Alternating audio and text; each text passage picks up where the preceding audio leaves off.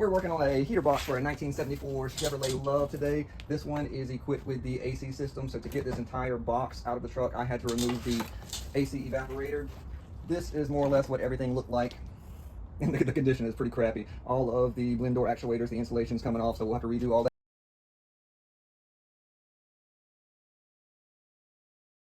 But if you want to see how to put this back together, stick with me, I'll show you. Now, the reason I removed mine is because there was a failure inside this. It would not allow the heater shutoff valve to work. What I found, once I got this assembly, there's a pin that holds these in, and I replaced it with a bolt and nut in here to make it work, where it would shut the coolant flow on and off to the heater core. Now stick with me, I'll show you how to put it back together. We're gonna re-insulate the blend doors. Let's ride. Instead of spray, sticky stuff, I'm using these little primer pads out here. They are nice and easy to work with. Now, whenever you disassemble it, it's best to take pictures of everything. That way you get everything put back together just the way it's supposed to be.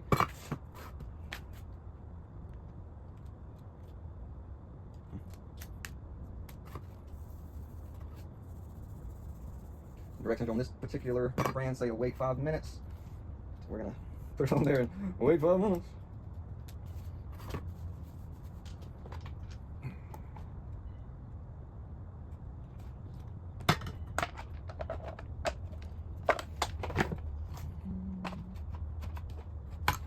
While we're waiting, we're going to go ahead and get this mounted back. There was some nasty, horrible insulation on here.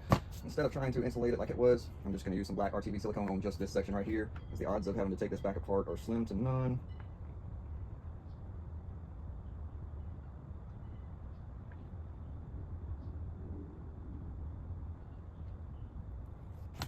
Ooh, that's stinky.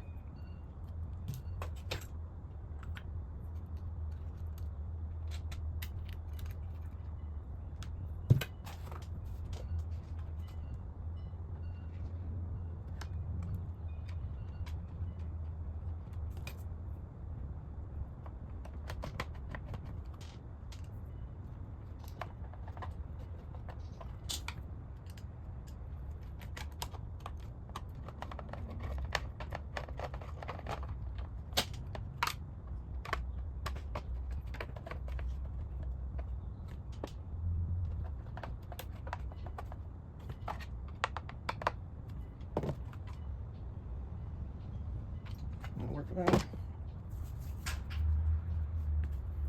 I think it's been long enough.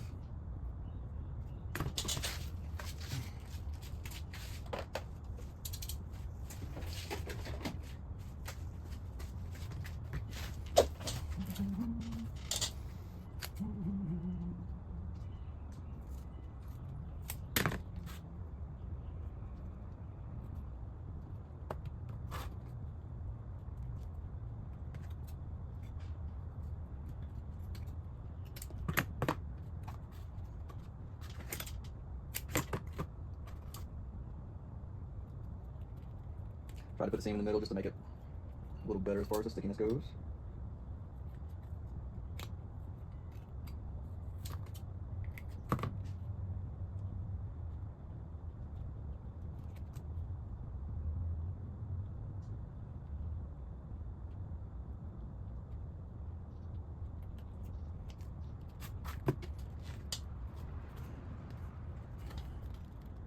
All right, got one door done.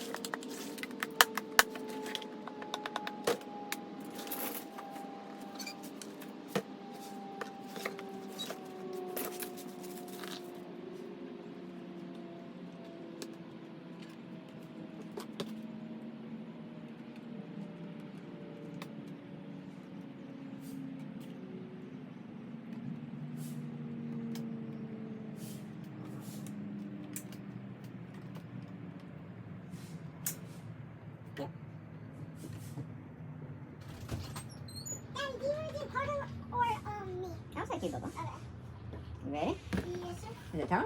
Okay, well, let me get this last screw in. I think it's 533.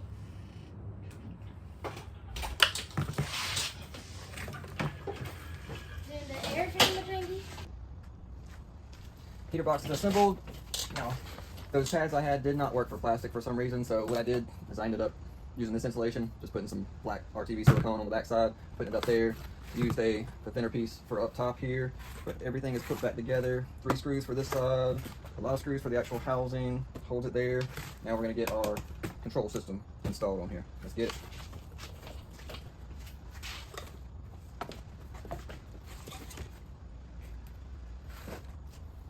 So I think this is some type of little rectifier. Blower motor. Let's get this installed first.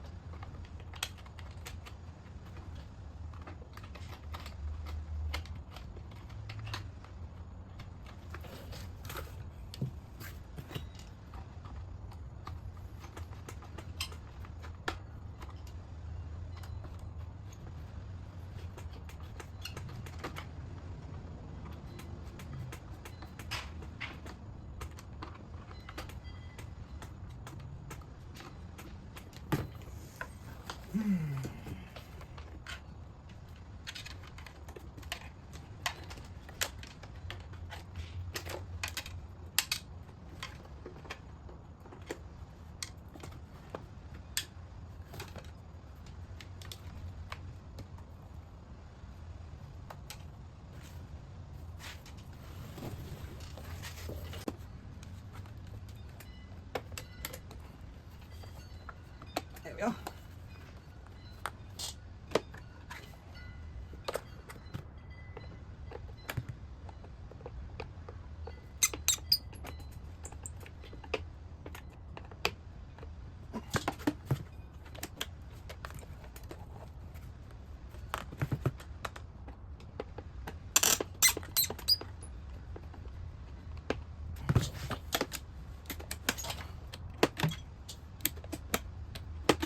Seems to function properly.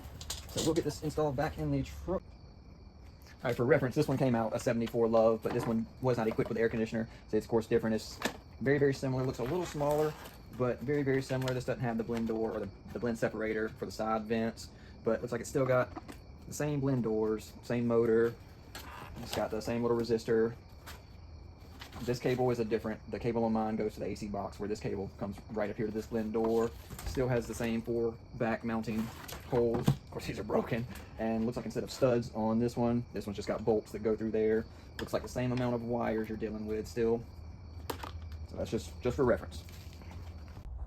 Here we are inside the cab. These are the 4 places you mount it in the back. And then right under where the ashtray goes, this is where the two studs on the controls, and then the 1 stud, they kind of fit up in there. Let's get it.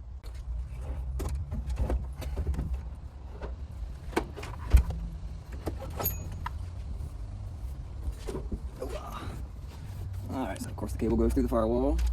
I did grease up the heater core tips a little bit to help them feed through the grommets in the firewall.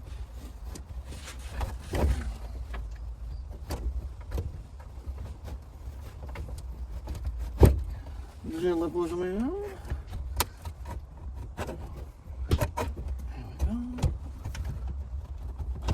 Oh yeah, I forgot I already disconnected all that too, so all that plumbing will have to be put back in.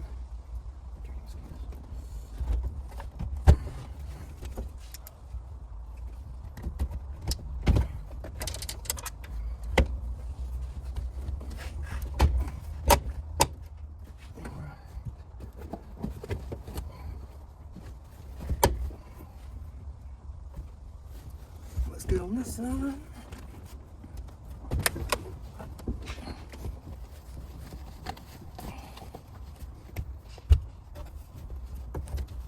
There we go. All right, so we'll get our bolts and our nuts in. These are metric 12.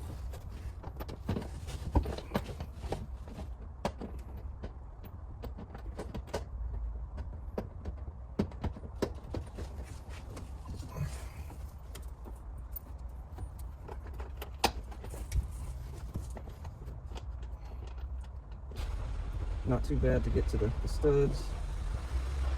Got nuts washers. There's one stud up top.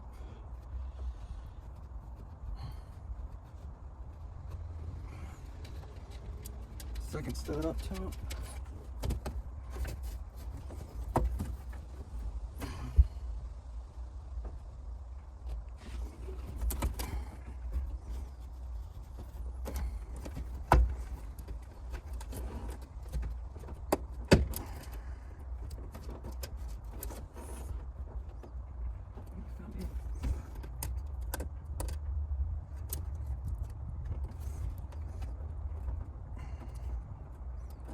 Oh, you're home.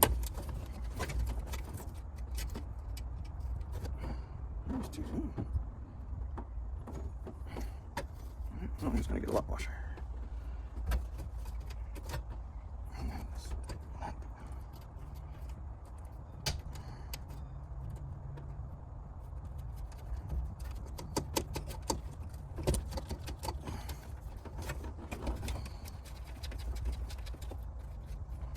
I guess this job isn't so bad just because I've got so much torn apart.